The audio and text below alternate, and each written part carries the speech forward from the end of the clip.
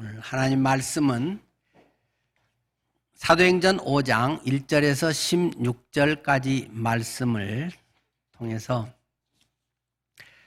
정결하고 능력 있는 초대교회라는 제목으로 말씀을 전하겠습니다.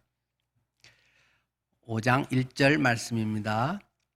아나냐라는 사람이 그의 아내 삽비라와 더불어 소유를 팔아 그 값에서 얼마를 감춤해 그 아내도 알더라. 얼마만 가져다가 사도들의 발 앞에 두니 베드로가 이르되 아나냐야 어찌하여 사탄이 내 마음에 가득하여 내가 성령을 속이고 땅값 얼마를 감추었느냐. 땅이 그대로 있을 때에는 네 땅이 아니며 판 후에도 네 마음대로 할 수가 없더냐. 어찌하여 이 일을 내 마음에 두었느냐. 사람에게 거짓말한 것이 아니요 하나님에게로다. 아나냐가 이 말을 듣고 엎드러져 혼이 떠나니 이 일을 듣는 사람이 다 크게 두려워하더라. 젊은 사람이 일어나 시신을 싸서 메고 나가 장사하니라. 3시간쯤 지나 그의 아내가 그 일어난 일을 알지 못하고 들어오니 베드로가 이르되 그 땅 판 값이 이것뿐이냐? 내게 말하라 하니 이르되 예 이것뿐이라 하더라. 베드로가 이르되 너희가 어찌 함께 꾀하여 주의 영을 시험하려 하느냐. 보라 내 남편을 장사하고 오는 사람들의 발이 문 앞에 이르렀으니 또 너를 메어 내가리라 하니 곧 그가 베드로의 발 앞에 엎드러져 혼이 떠나는지라. 젊은 사람들이 들어와 죽은 것을 보고 메어다가 그의 남편 곁에 장사하니 온 교회와 이 일을 듣는 사람들이 다 크게 두려워하니라. 사도들의 손을 통하여 민간의 표적과 기사가 많이 일어나매 믿는 사람이 다 마음을 같이하여 솔로몬 행각에 모이고 그 나머지는 감히 그들과 상종하는 사람이 없으나 백성이 칭송하더라. 믿고 주께로 나오는 자가 더 많으니 남녀의 큰 무리더라. 심지어 병든 사람을 메고 거리에 나가 침대와 요 위에 누이고 베드로가 지날 때에 혹 그의 그림자라도 누구에게 덮일까 바라고 예루살렘 부근에 수많은 사람들도 모여 병든 사람과 더러운 귀신에게 괴로움을 받는 사람을 데리고 나와서 다 나음을 얻으니라. 아멘. 사도행전의 가장 핵심 구절을 여러분은 기억하시죠? 사도행전 1장 8절 말씀. 예수님께서 부활하시고 승천하실 때 제자들이 마지막으로 묻는 질문이 무엇이었습니까? 이스라엘 나라의 회복이 이때니까 지금 우리의 현실적인 문제가 해결됩니까? 언제 우리의 문제가, 우리의 건강 문제가, 우리의 경제적 문제가, 우리의 자녀들의 문제가, 우리 이스라엘 선민들의 독립의 문제가 해결됩니까? 그 질문을 했을 때 주님께서 대답하신 것이 사도행전 전체의 가장 핵심적인 구절인 것을 기억하실 것입니다. 그러나 성령이 너희에게 임하시면 너희가 권능을 받고 예루살렘과 온 유대와 사마리아와 땅 끝까지 이르러 내 증인이 되리라. 이 말씀이 이제 마지막 28장까지 계속 이어지고 있는 것을 확인하게 됩니다. 계속 강조해 왔듯이 너희가 예루살렘과 땅끝까지 내 증인이 되라. 그것을 말하고 있는 것이 아니라는 것입니다. 물론 그것도 있지만 더 중요한 것이 그 전제적으로 이것이 돼야 그것이 된다. 이것이 되면 그렇게 된다는 것입니다. 그것이 무엇입니까?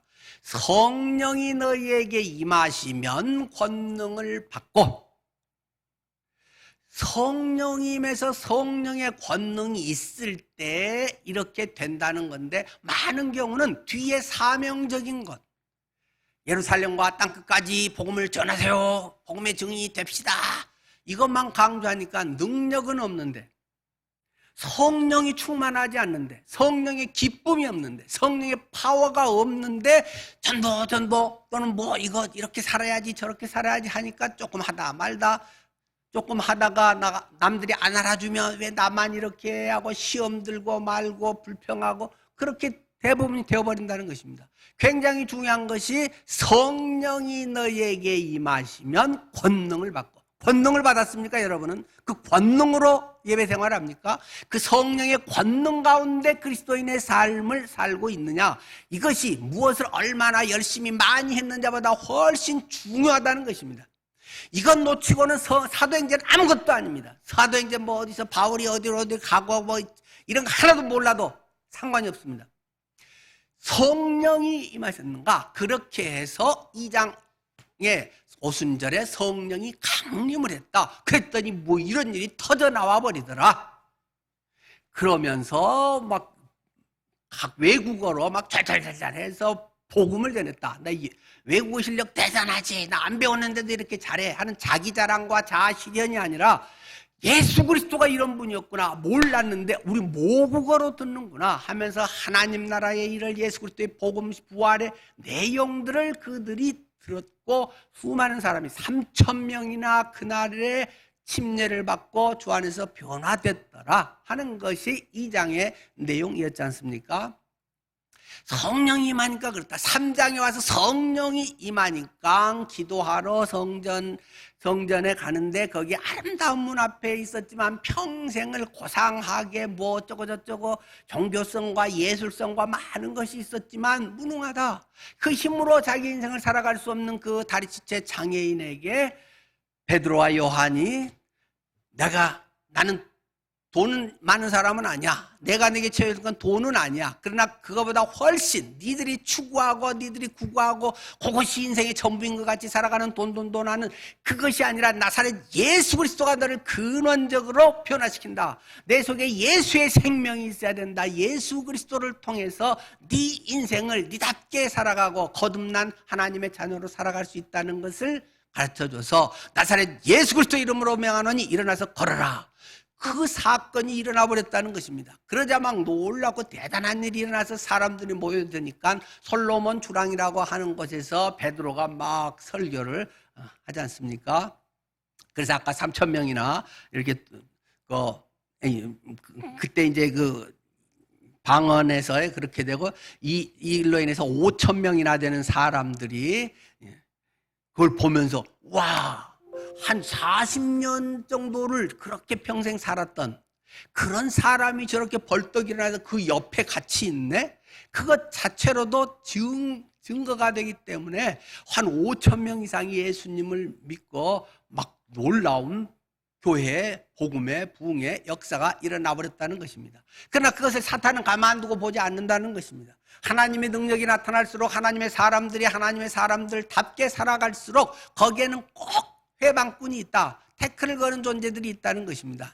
그 대표적으로 나온 사람들이 가장 협조적일 것 같고 가장 신앙 좋은 것 같은 그 제사장 무리들, 사두개파 사람들이 오히려 그들을 제일 방해를 했고 그들이 사내들은 공회로 잡아다가 신문하면서 니들 다시는 그따위 소리 하지 마라 막 하면서 협박을 하고 그냥 어찌할 도리가 없기 때문에 이미 드러난 증거들을 바꿀 수 있는 방법이 없기 때문에 그들을 내보내줬다. 이때 막 기도하고 있던 사람들이 하나님은 정말 살아계시다. 천지를 창조하신 분과 하나님이 주관하신다. 그것을 사람들이 막 증언을 하게 됐다는 것이잖아요. 그렇게 해서 그들이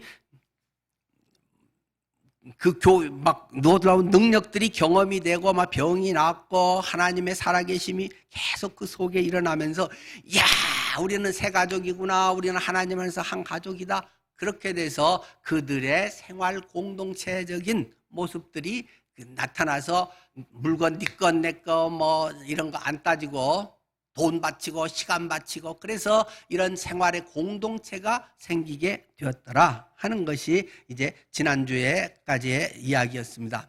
그런데 이렇게 돼서 막 교회가 엄청 잘 되니라 교회가 막 날로 늘어나가지고 모든 일이 만사형통하니라 하나님께서 복을 주심에 모든 것을 다 막 거머쥐니라 이런 것이 아니라는 것입니다. 교회의 헌신적이고 교회의 모습들로 점점 이 초점이 좁혀가면서 두 가지 케이스, 두 가지 사례를 성경은 이야기하고 있습니다. 4장 마지막에는 좋은 사례를 우리에게 소개합니다. 그것이 무엇입니까? 요셉이라고 하는 한 사람이 있었다. 그는 키프로스에서 본래 태어난 유대인이었는데 그가 예수님을 믿고 예수님 안에서 이런 놀라운 변화를 경험하고서 야 정말 하나님의 왕국이 이루어지기를 하면서 자기의 재산을 팔아가지고 교회에다가 홀랑 다 바쳤다. 그랬더니 그 가난하고 교회 어려웠던 사람들, 예수 믿음으로 인해서 핍박당하고 집 나와야 됐고 막 직장에서 때로는 뭐 다니기 어려운 이런 많은 사람들이랑 하층민들이 대체로 훨씬 갈급하잖아요. 뭔가 많이 갖고 있는 사람들은 믿으면 좋고 그것 한번 나중에 알아봐야지, 참고해야지, 그건 참 동의가 돼. 이러지만 절박한 사람들은 하나님 우리 자식 좀 살려주세요. 하나님 오늘 자식들 먹일 게 없어요. 하나님 우리를 도와주세요. 막 이런 사람들이 더 절박하고 이 세상에 소망이 별로 없기 때문에 천국에 대한 소망이 많고 그렇기 때문에 천국에 대한 간절한 마음들이 있기 때문에 이 복음은 그런 사람들에게 훨씬 진지하게 파급되어 간다는 것입니다. 그런 사람들이 모인다니까 당연히 교회는 가난한 데였고 그 자급자족조차 되지 않았기 때문에 그것을 이 요셉이라는 사람이 보고 자기 좀 넉넉하게 있는 재산들을 팔아가지고 홀랑 바쳐서 모두가 같이 지내게 됐다. 그 이야기가 4장 마지막에 딱 있는 좋은 사례로 있었죠. 그러니까 그 사람이 그걸 보고 사람들이 와 너무 고맙다, 나도 저렇게 살고 싶다 하면서 그 사람에게 별명을 붙여줬다는 것입니다. 그 사람의 별명이 바나바다라고 이야기하고 있습니다. 바나바는 자기 나라 이름의 뜻으로 권면하고 위로하는 사람이다. 권위자다. 우리 식으로 교회 직분으로 하면 뭐 권사가 사실은 그런 데서 나온 용어, 만들어낸 용어겠죠. 다른 사람 권면해 준 사람, 딴 사람 요즘 힘든데 하고 반찬 해다가 주기도 하고 저 사람 요새 힘들구나 하면서 뭐 성김 헌금으로 10만 원, 50만 원 뭐 이렇게 드리기도 하고 가서 만나서 위로해 주기도 하고 신방도 해서 붙들어 주기도 하고 필요도 채워 주기도 하고 뭐 이런 이제 일하는 사람이 되는 거죠. 권면하고 위로하는 바나바 같은 사람으로 하니까 있으니까 교회가 활성화가 되고 교회의 사랑의 꽃이 피었다는 것입니다. 이것을 보고 있었던 사람들이 있었다.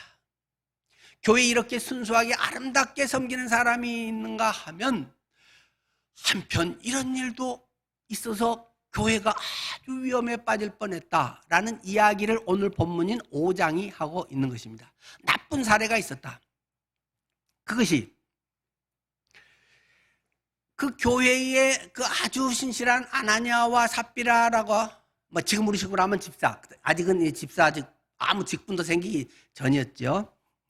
그런 이제 집사 부부가 있었는데 또는 뭐 아니면 장로 부부가 있었는데 그들이 사람들 앞에 저 요셉이 바나바라고 불리면서 막 존경을 받으니까 그 마음에 나도 저랬으면 나도 존경받고 싶다, 교회에서 인정받고 싶다 하는 마음이 그 속에 막 생겨나게 됐다는 것입니다. 그래서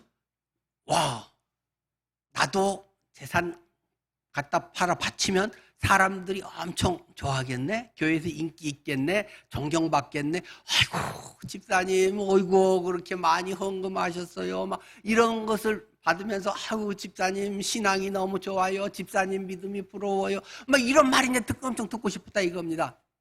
그래갖고 그 사람은 자기한테 있는 밭을 착 팔았죠.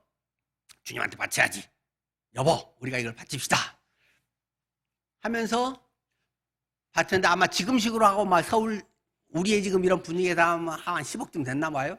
한 10억 정도를 이렇게 딱 팔았는데 돈을 딱 이게 계약 잔금까지 해서 한 10억을 딱 손에 쥐니까 마음이 달라진다는 것입니다.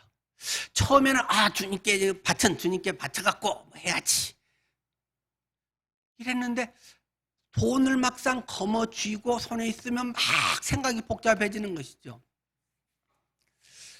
내 노후도 뭐 해서 또 해야 되는데 요새 냉장고 바꿀 때도 됐는데 누구도 어렵다는데 여기 교회만 있어 또 다른 어려운 데들도 많은데 막 생각이 복잡해지죠. 제 경험입니다. 그래서 이 사람들이 한 7억은 교회에다가 이제 베드로에게 갖고 와서 바치고 한 3억 정도는 딱 훔쳐놨다는 거죠. 그래서 이게 이제 7억을 갖고 와서 베드로에게 말했죠. 그래서 베드로에게 이제 딱 갖다 바치니까, 베드로는 역시 저 같은 이런 사람하고는 급이 달려요. 저 같은 거, 어이구, 집사님, 7억이나 갖고 오셨어요. 지금까지 우리 교회에서 이렇게 많이 헌금한 분이 없었는데, 교회당도 재건축도 앞으로 해야 되고, 내 고민이 많았는데, 집사님을 통해서 7억을 보내셨네요. 막 엄청 좋아할 것 같은데, 베드로는 영 틀리더라는 것입니다. 성령 충만해가지고 딱 통찰했다는 것입니다. 저 같은 사람은 자칫 돈 보고 7억이나 뭐 이러는데, 성경이 그대로 있죠. 아나니아야, 어찌하여 사탄이 네 마음에 가득하여 네가 성령을 속이고 그값 얼마를, 땅값 얼마를 감췄느냐 하고 느닷없이 책망을 합니다. 돈 주고 책망받아요?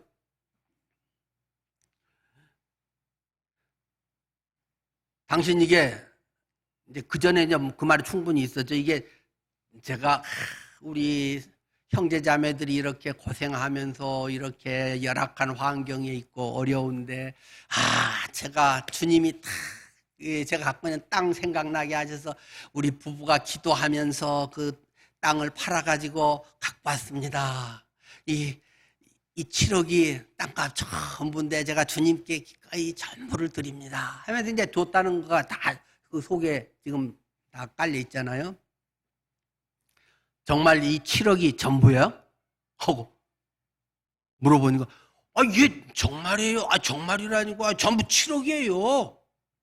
처음에 10억 불렀다가 깎아달라고 해서 7억에 팔았어요. 이제 이런 식이 된 거죠. 그러니까 4절에 굉장히 중요한 대목이죠. 아나니아야, 네 밭에 땅이 그대로 있을 때도 네 땅이고 판 뒤에도 네 땅이어서 네 마음대로 할 수 있는 것 아니야. 팔기 전에도 네 거고 판 뒤에도 네 건데 어찌하여 네가 이런 생각을 하느냐. 일부를 꿈쳐두고 전부인 것처럼 거짓으로 속여서 존경받을 만한 많은 거액을 헌금했다는 것입니다. 네가 하는 이런 짓거리는 사람에게 한 것이 아니고 하나님께 하는 죄다. 사람을 속이는 것이 아니고 하나님을 속이는 행위다. 뒤에 9절에서는 하나님의 영을 시험하는 행위를 너는 지금 하고 있다 하고 이제 뒤에서는 또 삽비라에게 말하고 있죠. 자, 여러분 헌금 여기서 팔아가지고 다 해야 하나요? 베드로도 지적했듯이 전혀 안 해도 됩니다. 지금 이것은 무슨 헌금입니까? 더군다나 섬김 헌금입니다. 구제 헌금. 섬김 헌금을 해야 할 의무가 전혀 없습니다. 안 했다고 해서 제가 집사님 요새 섬김 헌금을 왜 그리 안 하세요? 하고 제가 전화한 적이 한 명이라도 있었을까요? 강제사항도 아니고 의무사항도 아니고 고대 유대인들 거기에서도 막 의무적으로 안 하면 과태료 물고 이런 게 아니라는 말입니다. 그건 자발적인 것일 뿐이라는 말입니다. 자발적으로 하는데 거기서 일부만 해도 되고 다 해도 되고 이런도 안 해도 되고 그것은 전적으로 자기 마음입니다. 그런데 자기는 전부인 척 나는 완전히 주님께 섬기고 주님께 모든 걸 바쳤다고 말하면서 실제 뒤로는 딴 주머니 차고 딴 걸 챙기면서 사람들 앞에서는 주님만이 전부예요. 나는 주님께 모든 걸 바쳤어요. 주님을 위해서만 살아요. 막 그런 쇼를 하고 산다는 말입니다. 베드로가 사탄이 네 마음에 가득하여 네가 완전히 사탄에게 종이 되어버렸구나. 사탄이 완전 놀이개구나. 뭐 그런 이야기를 하고 있는 거죠. 네가 이것은 하나님의 나라를 교회를 지금 말아먹기로 작정을 하는 짓이구나. 지금 이런 이야기를 하고 있다는 것입니다. 우리는 자칫하면 그 마음에 10억을 했냐, 1억을 했냐, 뭐 5만 원을 했냐, 자칫 그런 액수의 마음을 갖기가 쉽습니다. 누가 와 10억을 헌금했습니다. 와. 그러나 주님은 가난한 과부의 2렙돈 뭐 500원짜리 한 2개 그것을 오늘 이 가운데서 가장 많이 했구나 라고 얘기하셨던 걸 잘 안단 말입니다. 근데 주님의 초점은 2렙돈이기 때문이 아니라 이 여인은 자기의 생활비 전부를 넣느니라 라고 설명을 하셨잖아요. 이 여인은 자기 생활비 전부를 하고 남은 10억을 하고도 뒤에 한 뭐 20억 또 할 것 같으니 챙겨놓고 하고, 물론 이런 성기mon금 해도 되고 안 해도 되고 그런 건데 사람들의 영광을 위해서 사람들의 박수 받으려고 믿음 좋은 척 저분은 존경받을 만해 와 저분이 있어서 교회가 되고 없으면 안 되고 뭐 그런 식의 뭔가 자기의 존재 가치를 높이려고 하는 위선자들이란 말입니다. 영적 허영심이라고 하는 게 굉장히 무섭습니다. 세상적 허영심, 명예심보다 교회 안에서의 영적 명예심, 허영심은 훨씬 무서운 것입니다. 훨씬 악질적인 것입니다. 그건 하나님의 나라를 무너뜨리는 것이고 교회를 엉망으로 만드는 것이기 때문에 그것을 하나님은 아주 엄하게 단속하고 계시는 것을 오늘 본문에 샘플적으로 보여주고 있는 것입니다.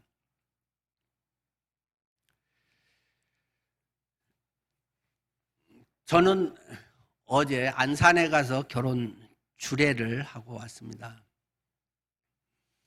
작년부터 예약돼 있었던 거고 오늘 목회자 자녀 결혼식에 또 외국의 선교사로 필리핀 선교사를 하고 있는데 잠깐 이제 들어와서 결혼식을 하고 또 이번 주에 다시 또 필리핀 가야 되는 이제 그런 부부였습니다.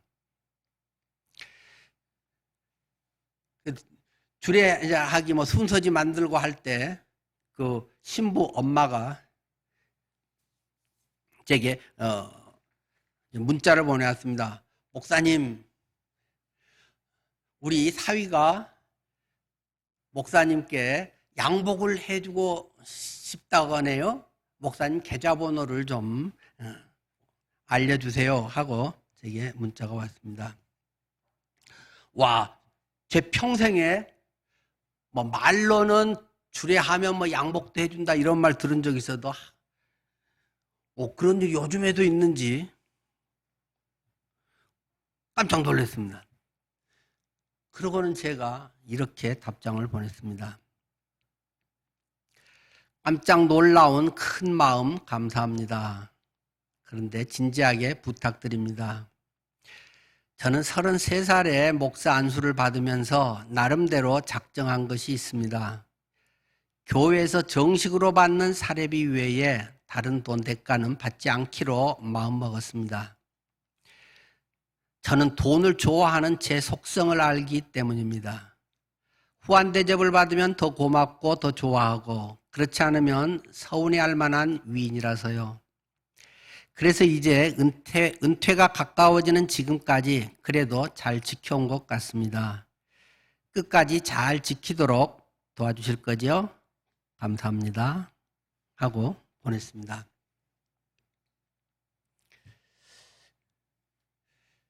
지금 요셉 바나바의 이야기 좋은 사례와 좋지 않은 사례 아나니아와 삽비라의 사례를 우리는 같이 보고 있습니다.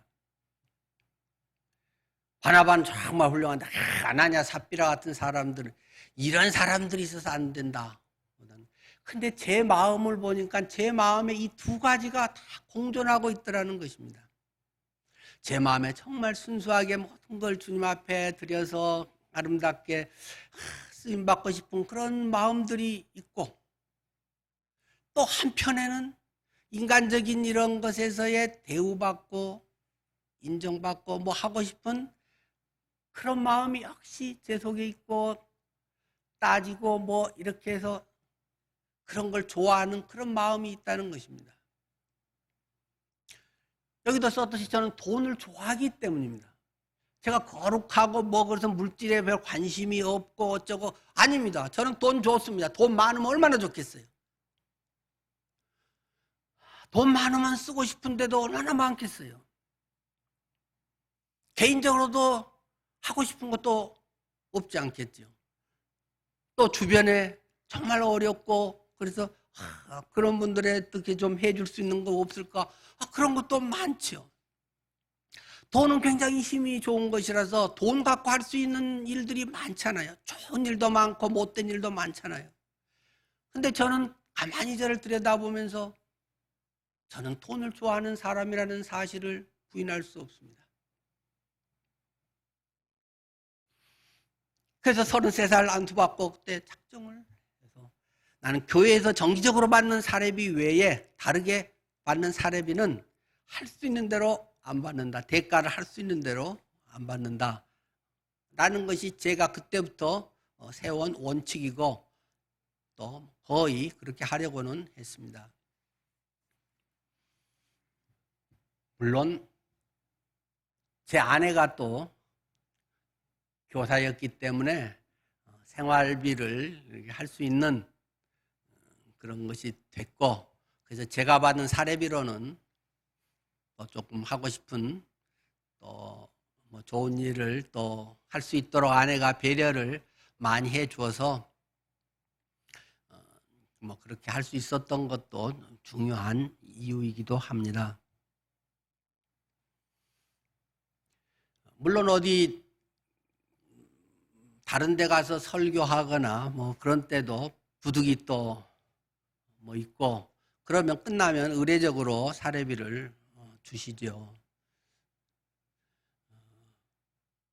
그러나 받지 않는 걸 늘 원칙으로 하고 그래도 부득이 또 주시는 데들은 할 수 있으면 거기에 몇 마디라도 써서 대체로 사모님들이 교회에서 별로 뭐 못 받는 그런 인정을 못 받는 편이잖아요. 요구사항은 많아도 어떤 실제 뭐 어떤 그런 것을 사모님들께 하는 경우는 별로 없잖아요. 그래서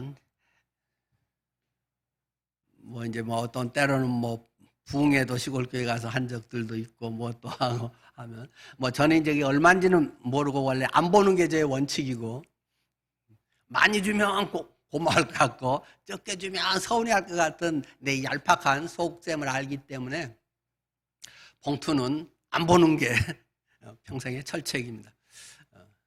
그래서 이제 사모님께 뭐 이렇게 드리곤 하죠. 때론 교회 이제 사모님도 정 안 받으면 교회 헌금으로 한다든지 뭐 또 이제 여러 가지 사례에 특별한 케이스가 또 뭐 부분적으로는 있습니다만은 그리고 꼭 받아와야 되면 제가 이제 봉투제 아내에게 주면서 얼마라는 건 나한테 말하지 마라. 그리고 당신이 꼭 필요한데 그쪽에 보내줘라 이제 해서 아내에게 이제 전부 뭐 일임을 해왔습니다. 근데 주례를 하고 양복을 맞춰주겠다고 하는 것은 마음은 고맙지만 뭐 그게 또 돈은 아니지만 그것은 절대 받을 일은 아니었죠. 물론 그래서 제가 지금까지 주례 뭐 한 40여 쌍 같은데 하고 돈을 받은 적은 아마 없었던 거 같고 그런데 또 그러다 보니까 뭐 넥타이라든가 와이셔츠 사주신 분들은 또 있습니다. 또 근데 그것마저 뭐 안 받는 것도 또 일부러 사이즈도 맞춰서 뭐 또 색깔도 막 생각해서 사왔다 그러고 하는데 그걸 안 받는 것도 영 그래서 뭐 그런 경우는 받아서 또 쓰고 있습니다. 그런데 어쨌든 돈이나 물질과 관계되는 이런 것들엔 할 수 있는 대로 개입되지 않는 것이 좋다. 그리고 꼭 필요하면 하나님께서 채우실 것이고, 또 지금으로도 뭐 넉넉하기 때문에 하나님이 부족함 없이 인도하신 것을 늘 경험하고 살고 있기 때문에 거기에 대한 마음은 뭐 안 갖게 되는 것도 같습니다. 하여튼 우리들 속에 이러한 요셉 바나바와 같은 아름답고 순수한 섬김의 그런 것이 있기도 하고, 순간순간에 또는 처음에는 그렇게 잘 시작했다가 어느 정도 지나서는 아나냐와 삽비라처럼 교회의 어떤 다른 사람의 인정, 인기, 믿음 좋다는 어떤 존경을 구걸하는 그런 마음이 우리 속에 생길 수 있다라는 말입니다. 그런데 이것이 사탄이 우리들 마음속에 그런 것을 자꾸 불어넣어서 교회를 완전히 썩어버리게 만드는, 교회가 그런 쟁탈전, 인기, 명예, 직분 이런 것에서의 자꾸 정말 내 모든 걸 바쳐서 섬기기 위해서 한다기보다는 그것이 어떤 상대적인 거, 계급화되고 이런 것들이 자꾸 우리들 속에 끼어들려고 한다는 것입니다. 더군다나 이때 오늘 본문에 보면 굉장히 심한 거 아니에요? 그 7억 헌금하고는 그 거짓말했다고 그 자리에서 즉사하고, 거기다가 장사 지내고 온 지 한 3시간 됐는데 아내도 싹 또 왔다는 거잖아요. 남편이 가서 탁 그렇게 바쳤으니까 사람들이 얼마나 우리 부부를 막 좋아할까, 우리 부부의 칭찬이 많을까 하고, 이제 그 아내도 딱 이제 옷을 예쁘게 입고 착 교회 와서 아이고 목사님 안녕하셨습니까 하고 이제 베드로한테 인사를 한 거잖아요. 그러니까 베드로도 어제 안색이 이상해. 아이고 오셨어요. 너무 고마워요. 그렇잖아요. 너무 필요했는데 하나님이 집사님을 통해서 공급하셨나 봐요. 이럴 줄 알고 사람들이 막 박수 칠 줄 알았더니 좀 앉아보세요 집사님 하고 이야기를 하면서, 남편이 7억 갖고 왔던데 그게 전부 맞습니까? 예 맞아요. 그렇게 대답하니까, 당신은 어찌 주의 영을 시험하고 있는 겁니까? 사람 앞에서 지금 우리끼리 이야기하면서 거짓말 좀 하는 것 같고, 아이고 완전 질이 틀린 아주 악질적인 것입니다. 가장 거룩해야 될 교회가, 물질에서 가장 깨끗해야 되는 교회가 세속의 어떤 그런 것보다도 더 더러워지고 돈의 거래가 되고 돈 속에서 사람들의 인기와 인정받는 그런 교회로 변질돼 가려는 이 풍전등화 같은 상황 속에서 가혹할 만큼 끔찍한 처벌을 받게 됐다는 것입니다. 즉사를 해버렸다. 그러다가 그냥 시체 띠머다가 아까 남편 죽은데 옆에다가 같이 묻어버렸다. 그것이 오늘 본문의 내용 아니겠습니까? 오늘날하고는 굉장히 틀리잖아요. 당연히 물론 이렇게 할 수도 없지만, 지금 초대교회가 갓 태어나서 계속 말씀드린 2장에 성령 강림 있고 3장에 바로 다리찢어 장애인이 일어나서 지금 바로 연결된 그 일로 인해서 이제 막 생긴 교회가 벌써 사람들의 육신적인 속성, 사람들의 인정받고 그 안에서 뭔가 자기가 중요한 자리를 차지하고 뭔가 어떤 그런 거드름을 피우고 위선을 피우고 믿음 좋은 척 쇼를 하고, 이런 우리의 육신의 속성들이 벌써 튀어나오기 시작했다는 것입니다. 이렇게 가기 시작하면 교회는 완전히 망하는 것입니다. 세상의 소금과 빛이라고 말한 교회가 세상보다 더 썩어지고 지저분해져 버릴 이러한 위기 상황에 처했을 때, 사도는 그 어떤 것보다도 강한 처벌을 하게 됐다는 말입니다. 여러분은 교회를 어떻게 생각하십니까? 교회의 가치, 중요성을 어떻게 생각하십니까? 교회 당 말고 그거하고도 연결되고 교회 당도 굉장히 중요하죠. 자칫 너무 복음적인 데는 또 교회는 중요하다 하면서 교회 당이나 이런 데는 또 너무 교회 당이 그건 뭐 중요해, 영적인 게 중요하지 하면서 뭐 헌금도 안 하고 그래가지고는 뭐 교회 뭐 이렇게 망해져도 자기 집은 좋은 데로 옮기면서 좋은 거 알아보고 뭐 하면서도 교회는 뭐 가난해야지 뭐 이런 또 위선자들도 있단 말입니다. 어쨌든 저는 뭐 교회 당을 번지르하게 하는 건 별로 저는 좋아하지 않고 아마 제 은퇴할 때까지는 어렵지 않을까 생각합니다. 저는 그건 관심이 별로 없습니다. 부두간 상황이 되면 뭐 해야 한다면 뭐 또 뭐 주님께서 뭐 어떻게 할 수밖에 없게 한다면 뭐 어쩔는지 모르지만 저의 머리에는 그런 계획은 없습니다.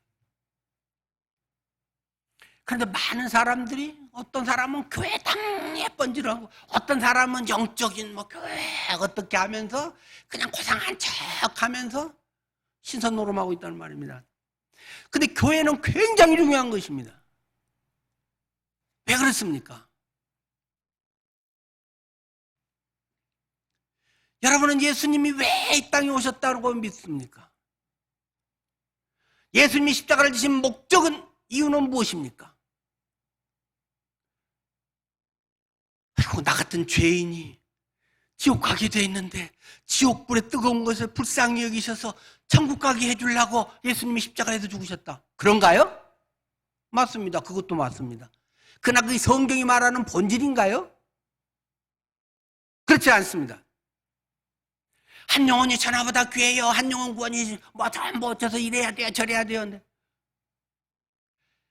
주님은 한 영혼을 구하고 한 영혼 그것 때문에 오신 것은 아닙니다. 교회를 세우기 위해서 주님은 오셨습니다. 교회는 무엇입니까? 구원받은 성도들의 모인 그 성도들이 교회이기 때문에 그 중요한 한 영혼 한 영혼이 구원받고 하나님 자녀가 되어야 교회의 지체 세포가 되기 때문에 그 영혼이 구원받는 것이 중요한 하나의 일인 것이지, 나는 구원받았어, 나는 이제 천국 가, 나는 문제 해결됐어, 주님은 날 다 도와주실 거야, 자기 이기주의, 개인주의, 영적인 자기 중심적인 삶, 그것은 예수 믿는 목적도 아니고 주님이 십자가에서 우리를 죽어주신 이유도 아닙니다. 교회가 되어라. 교회가 무엇입니까? 교회는 그리스도의 몸이다. 그리스도는 뇌다, 머리다. 뇌가 어떻게 했다? 아무리 좋은 이상과 생각과 주님의 하나님 나라가 있어도 그것을 이룰 수 있는, 걸어가고 움직여가는 손이 되고 발이 되고 이것을 나팔을 불어서 복음을 전하는 입이 있고, 이런 것이 지체인 성도들이, 구원받은 사람, 성령의 임재가 있는 사람, 성령의 충만함을 받은 사람들이 이 일을 하여서 그리스도의 머리, 몸 일시 하나가 돼서 완전체로 하나님의 나라를 이 땅에 펼쳐가기 위해서 예수님이 죽으신 것이지, 나 하나 불쌍해서 어떡하니 너 지옥 그 뜨겁다, 그곳에 가면 고생이다, 뭐 그래서 나를 구원하는 것이 궁극적 목적은 아니라는 말입니다. 많은 것은 개인 구원에만 그쳐 있습니다. 네 예수 안 믿으면 지옥 가, 뭐 짧게 말하면 뭐 그거라도 해야 되지만은 그냥 그것이 복음의 전부처럼 살아갑니다. 그러니까 내 문제 해결되면 그냥 됩니다. 나머지는 그냥 있으면 좋고 없어도 되고, 옆에 형제고 자매고 있으면 좋고, 뭐 있으면 인심 쓰듯이 뭐 조금 뭐 챙겨줄까 뭐 이러다가 말다가 나도 바쁘면 몰라. 주님 사랑해요, 나는 주님 없으면 안 돼요, 그냥 그러고 산다는 말입니다. 교회와는 별 상관이 없이 다른 성도의 아픔과 고통과 눈물과 물질적인 것과 뭐 이런 것은 별로 없이, 뭐 이거 갖고 좀 해줄까, 뭐 소두건강 갖고 저 사람 좀 나눠줄까, 뭐 이런 식의 인심 써가는 사람들도 있단 말입니다. 교회는 그리스도가 신랑이라면 신부다. 교회는 신부다. 교회가 너무너무 중요하다. 하나님이 천지를 창조하시고 아담과 하와를 만드시고 남자와 여자를 만드신 것은 그리스도와 교회의 비밀을 내가 너희에게 말하는 것이다. 에베소서 5장에서 얘기하지 않습니까? 그리스도와 교회를 말하는 것이고 에베소서는 그리스도의 몸, 신랑, 신부 그것을 말하는 것이다.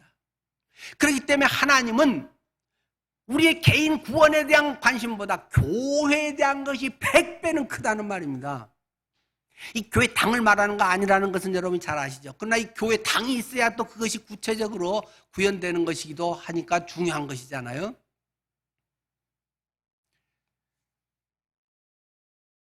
교회. 초대교회가 성령이 다 충만하고 그 가운데서 이 교회가 이루어져서 하나님의 왕국을 이루는 것입니다. 근데 뭐 지난주에도 말씀을 드렸듯이 도시교회에서 어떻게 그런 걸 할 수 있는가? 생활공동체는 뭐 거의 불가능한 그런 상황이고 신앙 공동체로서 기도할게요. 아멘, 아멘. 뭐 그렇게 하면 되는 것인가? 거기에 대해서 담임 목사로서 고민이 많습니다. 그러나 또 뾰족한 방법도 별로 없고 하여튼 초대교회로 돌아가자 뭐 옛날같이 살자 그런 것은 아닙니다. 이제 지난번도 얼핏 이야기했듯이 바로 이제 5장 말고 6장에 가면 바로 교회 안에서 티격태격 누구는 많이 도와주고 누구는 안 도와주고 헬라파 유대인 뭐 히브리파 과부 뭐 이런 얘기가 하면 교회 안에서 또 막 편갈라져 가지고 막 골치 아파져서 집사님 세웠다는 얘기 바로 뒤에 6장에 나오지 않습니까? 하여튼 우리의 마음 속에 적어도 여러분이 뭐 해답은 방법론에서는 특별하게 우리가 딱 집어서 말할 수는 없지만 적어도 여러분들이 하나님의 자녀로서 교회를 굉장히 소중히 여겨야 됩니다.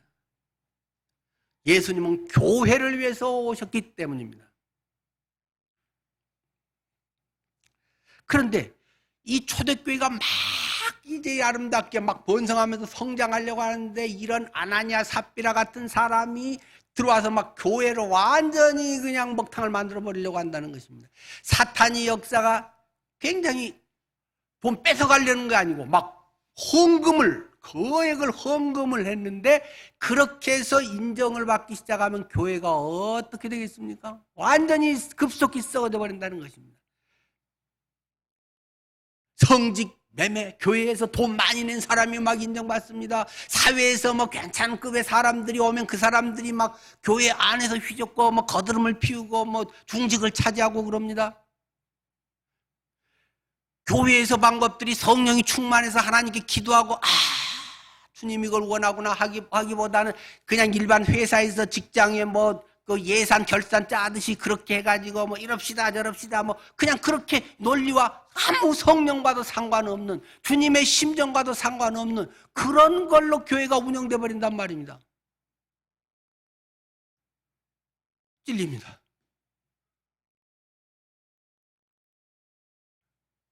그렇기 때문에 주님은 여기에 대해서 초대교회에 단호하게 둘 다 그냥 직결 심판으로 죽음의 자리에 가게 만들어버렸다는 것입니다. 그때 어떻습니까? 사람들이 11절 끝에도 두 번이나 아나니아 때도 나오고 삽비라 때도 나오고 다 크게 두려워하니라. 교회는 여러분의 두려움의 장소가 되어야 됩니다. 교회는 사랑의 장소, 행복의 장소, 평안한 장소, 위로의 장소, 치료의 장소 맞습니다. 그러나 두려움의 장소가 되어야 됩니다. 교회에서 예배를 하고 설교를 듣고 찬양을 하는데 양심에 찔린 것이 없다? 길가박 같은 그런 마음이 된다? 예배가 습관적으로 드려져서 하나님의 말씀 앞에 눈물이 없다? 돈 쓰고 시간 쓰는 것이 변화가 없다? 설교를 아무리 듣고 뭐 초대교회가 어떻게 하고 뭐 사랑이 어떻고 하는데 나는 여전히 비슷한 가치관으로 인정받으려고 하고 나 은근히 자랑을 하고 이래야 돼요 저래야 돼요 말로 때운다? 교회는 두려움의 장소입니다. 하나님의 말씀이 성령을 통해서 그 말씀을 통해서 심장 깊은 곳을 찌르는 것이 말씀입니다. 수없이 말씀드리지만 이 설교는 성경 공부가 아닙니다. 하나님의 말씀이 선포되는 것이고 나를 향해 하나님께서 외치는 하나님의 음성이 되어야 되는 것입니다. 예배 속에 여러분은 하나님의 어떤 음성이 들리십니까? 나를 향해 하나님은 잘한다, 잘한다, 그래, 잘해, 평생 그렇게 살아라, 그 정도 하면 돼, 그렇게 말씀하시는가요? 분명히 그럴 때가 있죠. 조금 했는데도 하나님은 와, 내가 너무 좋아 죽겠다, 기뻐. 아이고, 하나님 그 정도 갖고 그렇게 하세요. 아이고, 그냥 주님 앞에 얼굴을 못 들겠네요. 그렇게 위로해 주실 때도 있지만 별로 잘 살지도 않는데, 예수님만큼 성숙하지도 않는데 별로 찔림도 없다. 다른 집사님보다 조금 나은 것에 나는 좀 괜찮다고 생각하는데 별로 신앙의 깊은 회개도 없다. 교회는 두려움의 장소가 되기를 바랍니다. 꼭 뭐 목사가 막 이런 식으로 설교를 해서가 아니라 찬양 한 절을 부르는데도 그 찬양에 있는 가사가 내 마음속에 스며들어. 내가 위선적으로 부르고 있구나, 이 찬양을. 주님만이 뭐하고, 주님은 어떻게 하고, 뭐 주님은 뭐 내 명예도 버렸어요, 뭐 세상 뭐 주 예수보다도 귀한 것은 없네, 뭐 모든 재물을 버렸어요, 어쩌고. 와, 거짓말만 하고 있구나, 내가. 움켜질 건 거의 움켜지고 있으면서, 명예도, 교회에서 자존심도 누가 알아주지 않고 좀 서운한 말만 해도 막 그게 터져 나오는데, 명예도 버렸어요, 세상에는 뭐 어째요, 초가삼간도 나는 만족해요. 찬양이 여러분들의 감동과 눈물이 되기를 바랍니다. 찬양의 가사가 깊은 찔림으로 여러분에게 다가오기를 바랍니다. 앞에서 인도한 사람은 그렇게 해서 하든 안 하든 또 그 사람의 영적 준비의 문제를 테고, 내가 그 가사 한 절을 통해서도, 그 운율 한마디를 통해서도 내 마음 심령에 하나님의 음성이 들리고, 아, 주님 오늘 이 말씀을 하시려고 나를 교회에 오게 했습니까? 오늘 이 설교를 집에서 들으면서 하나님 이것을 지적하십니까? 그런 것이 없이 예배를 했다. 예배를 하든 안 하든 뭐 그도 안 한 것보다 낫지만은, 우리 속에는 요셉과 같이 시작했다가 아나니아와 삽비라 같은 모습으로 변해져 가는 경우가 많이 있습니다. 처음에는 구원만으로도, 섬길 수 있는 것만으로도 감사 하나님. 그런데 어느 순간부터 그것이 나는 맨날 이러고 있어야 돼 하고 막 서운해지고, 그 내 마음속에 기쁨이 없어져 버립니다. 오직 성령이 너에게 임하시면 너희가 권능을 받고, 종교의 껍데기나 성경 지식이 있으면 이렇게 말하지 않다는 사실을 기억하십시오.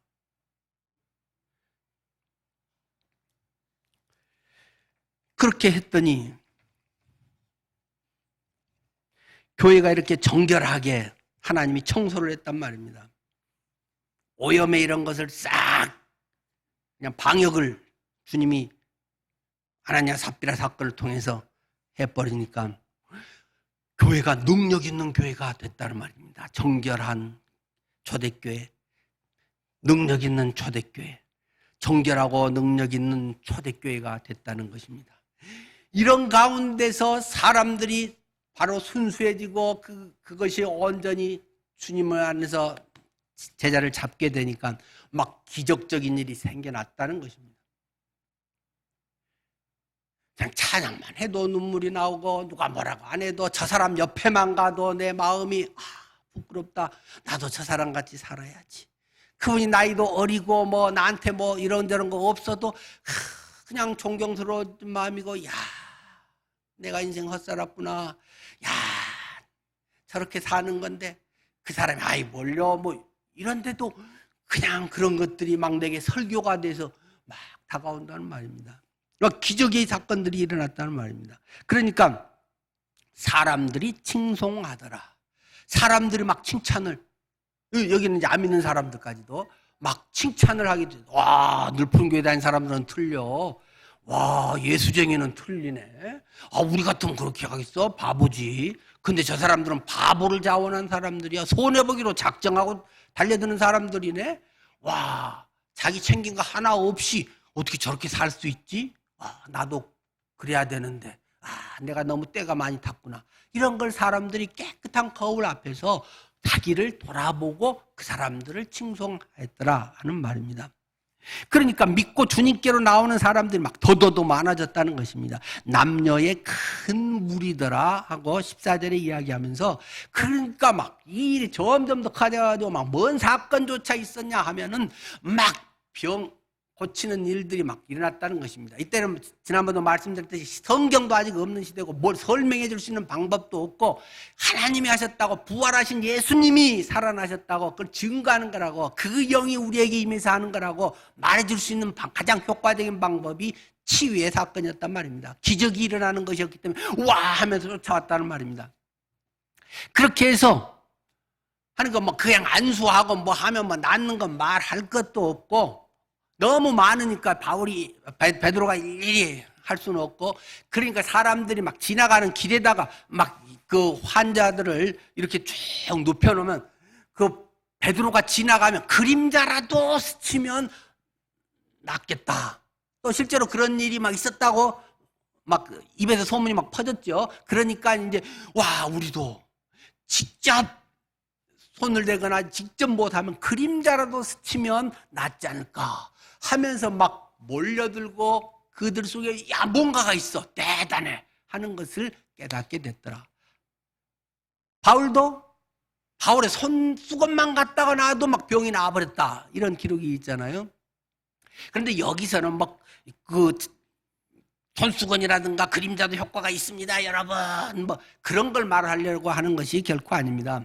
잘못하면 이런 것이 미신 숭배, 우상 숭배 같은 그 희한한 잘못된 것으로 그 뭐 사이비들이 이렇게 해서 뭐 돈 우거먹는 이런 나쁜 작전을 하잖아요. 뭐 생수를 어쩌고, 우리 고향에서 우리 교주님의 태어나신 곳에 나온 생수입니다. 그걸 해가지고 뭐 생수를 갖다 마시고, 뭐 박태선 뭐 전도관 지금은 천부교라고 하지만 거기서도 뭐 박태선이 쉬 뭐 이러고 지나가면 그 물이 막 수돗물이 생수로 변해가지고 막 그거 먹고, 이거는 뭐 오래 놔둬도 뭐 변질도 안 돼요 하고 먹고 바르고 막 난리를 하는 걸 저도 직접 봤습니다만, 그런 차원과 전혀 지금 다른 이야기를 하는 것입니다.